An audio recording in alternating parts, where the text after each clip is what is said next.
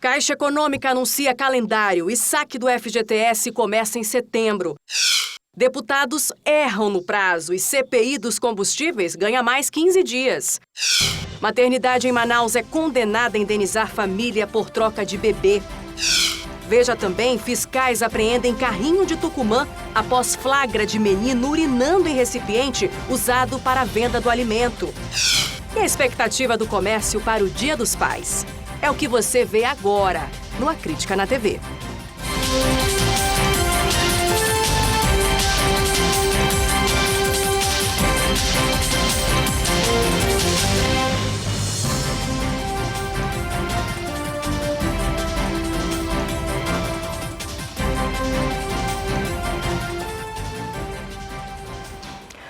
Olá, muito boa noite para você. Um erro na contagem aumentou em mais 15 dias o prazo para a conclusão da CPI dos combustíveis. Isso porque os parlamentares não incluíram os trabalhos da comissão durante o recesso parlamentar. O relatório está pronto e foi apresentado para os membros da comissão em um encontro a portas fechadas. A reunião demorou bem mais do que estava previsto. Foram quase 4 horas de discussão. Os deputados queriam saber se as atividades do recesso parlamentar poderiam, de alguma forma, invalidar todo o trabalho realizado até aqui. A questão precisou ser resolvida na Procuradoria da Casa. Inicialmente, a comissão contou as 2 semanas de folga dos parlamentares como parte do processo, porque foram feitos encaminhamentos. Mas o procurador da Casa explicou que, como ninguém foi penalizado durante o processo, esse período não precisa ser incluído. E aí, nesse aspecto, a interpretação que a Procuradoria deu para os parlamentares, na opinião da Procuradoria, é que o prazo era suspenso e, portanto, o encerramento da CPI é no dia 20 de agosto. Com a dúvida resolvida, os parlamentares ganham 15 dias para aprofundar alguns pontos da investigação.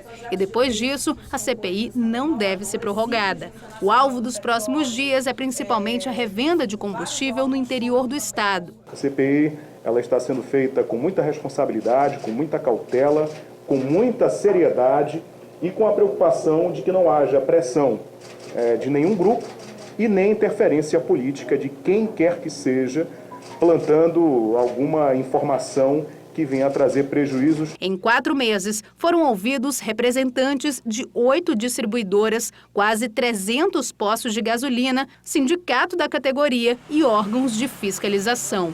Os depoimentos contribuíram, mas, de acordo com a relatora, os dados técnicos foram as principais fontes da investigação, que apontam para alinhamento de preços. A comissão propõe uma série de medidas para reverter essa situação. Nós podemos também regulamentar algumas questões por meio de leis, né? Então, nós vamos apresentar alguns projetos de leis que vão deixar mais claro, né, e que em alguns momentos vão até regulamentar sobre algumas obrigatoriedades que os postos de combustíveis têm. Ressaltando que o nosso trabalho não é só voltado para os postos de combustíveis, ele é voltado também para questões ligadas às distribuidoras de combustível e a própria Petrobras, a refinaria, enfim. O relatório deve ser apresentado no dia 20 de agosto para a imprensa e para os demais parlamentares. A CPI foi orçada inicialmente em R$30 mil, mas a presidente da comissão garante que o limite não foi atingido. Dentro desse valor, nós contratamos uma advogada, que foi a advogada que secretariou e conduziu os trabalhos junto com toda uma equipe técnica que a gente colocou à disposição. Lembrando que nós tivemos ajuda técnica da ANP, Agência Nacional do Petróleo, por uma articulação logo no início da CPI, e isso nos garantiu ter uma alta qualidade dos dados que estão no relatório. Olha, ansiosa para o resultado desse relatório dessa CPI. Vamos ver se vai dar em alguma coisa. Bom, agora olha essa história curiosa. O Hospital Beneficente Portuguesa foi condenado a indenizar uma família por causa de uma troca de bebê.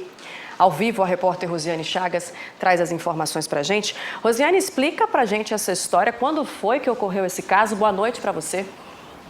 Que história, hein, Nayandra? Boa noite para você, boa noite para quem acompanha o A Crítica na TV nesse momento. Olha, esse caso ele aconteceu em abril de 1990 no Hospital Beneficente Portuguesa, aqui em Manaus, só que a mãe, né, só entrou na justiça 10 anos depois. E como é que essa história ela veio à tona? Essa história ela veio à tona depois, aí, dias depois dessa mãe sair do hospital, e aí os pais começaram então a perceber que as características físicas dessa criança não tinham nada a ver com as características deles, né? Inclusive o pai começou a desconfiar dessa mãe, eles chegaram a se divorciar porque ele acreditava que ele havia sido traído por essa mãe. Quando a menina completou, então, 18 anos de idade, esse pai pediu o exame de DNA e esse exame de DNA comprovou não só que ele não era o pai da criança, como também essa mãe, de fato, não era a mãe biológica dessa menina. E aí, então, eles entraram na justiça e o hospital foi condenado a pagar uma indenização no valor de R$480 mil. Para as duas, viu? Tanto para a mãe quanto para a filha, cada uma vai receber o valor de R$240 mil. No decorrer desse processo, o Hospital Beneficente Portuguesa, né, contestou, alegando aí a prescrição do caso, dizendo inclusive que na época cedeu o espaço, né, para o SUS. O hospital tem essa prática de ceder o espaço para cirurgias, para partos. Mas aí não adiantou, a justiça entendeu que pelo fato, né, de a mãe ter perdido o contato com a filha biológica e a filha também ter perdido o contato com a mãe biológica e pelo fato do divórcio também, tudo isso configura dano moral e o hospital foi condenado então a pagar esse valor. A gente tentou entrar em contato com a direção do Hospital Beneficente Portuguesa, mas até esse momento a gente não teve resposta. Agora você imagina que situação, hein? Você descobrir anos depois que sua filha não é de fato sua filha, ter um casamento desfeito por conta disso não deve ter sido fácil, hein, Nayandra?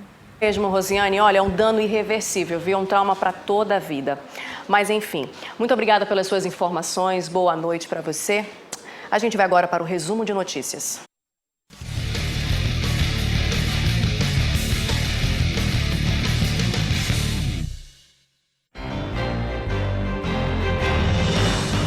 Um motorista foi preso e outros 29 foram flagrados dirigindo sob efeito de álcool na aplicação da lei seca pelo Detran no fim de semana, até hoje de madrugada aqui em Manaus. 183 multas foram aplicadas e mais de 40 carteiras de habilitação e certificados de registro de licenciamento de veículos foram recolhidos. Meia tonelada de cocaína e maconha do tipo skunk foi apreendida em um flutuante em Maraã.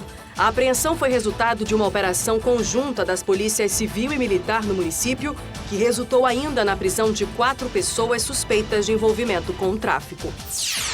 E uma casa ficou praticamente destruída em um incêndio hoje à tarde na Rua dos Andradas, no centro comercial da cidade.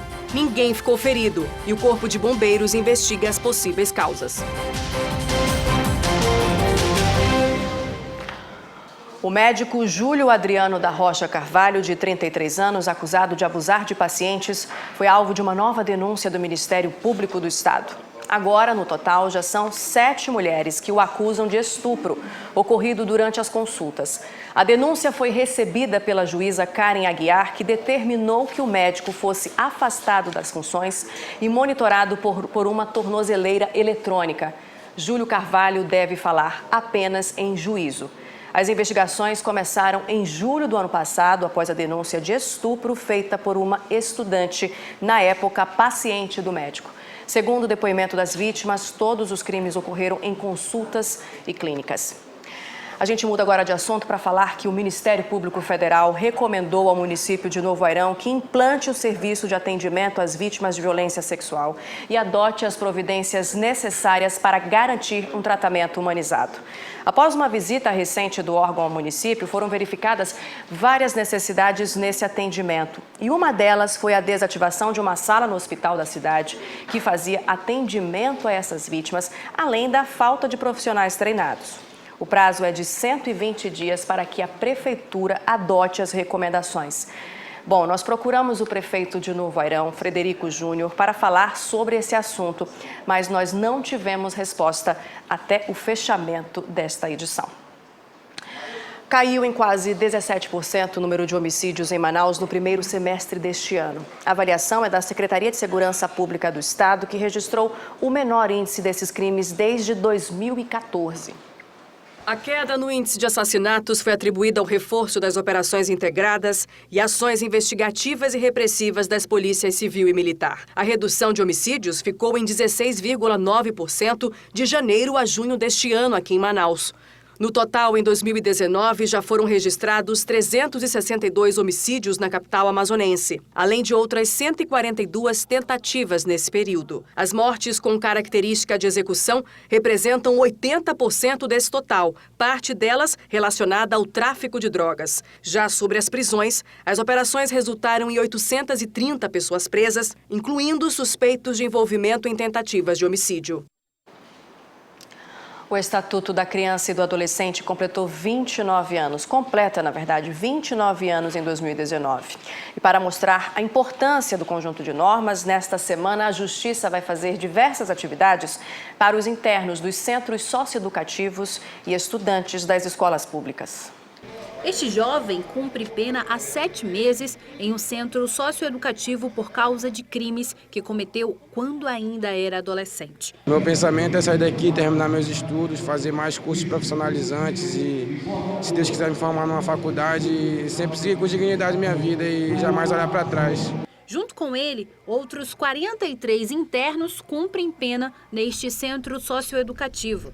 Nesta semana, em comemoração ao Estatuto da Criança e do Adolescente, a Justiça vai realizar várias ações para os internos. O trabalho não é apenas com os adolescentes, é com os adolescentes, com as famílias, tentar inseri-los tanto na educação quanto no mercado de trabalho, oportunizando estágio, porque nós sabemos que o trabalho é fundamental para o redirecionamento das pessoas. Além disso, a campanha é para conscientizar os adolescentes, já que qualquer um pode responder na justiça por crimes cometidos.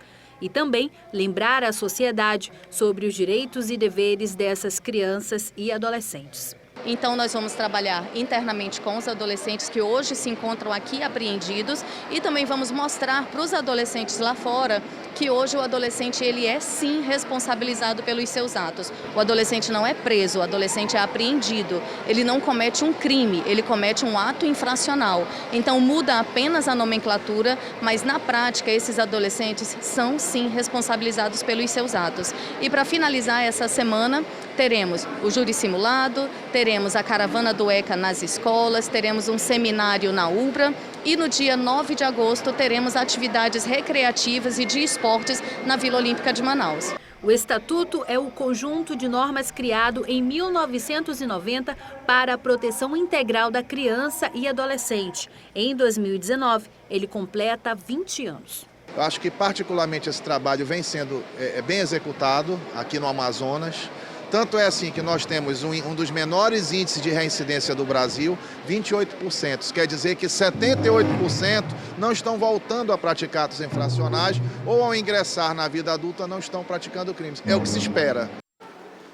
E neste mês de agosto, quem precisar de serviços gratuitos de ações de cobrança de dívidas, danos materiais e morais, direito do consumidor, pensão alimentícia, divórcio, guarda, reconhecimento de paternidade e anulação de união estável, pode procurar a equipe do programa Justiça Itinerante do Tribunal de Justiça do Amazonas.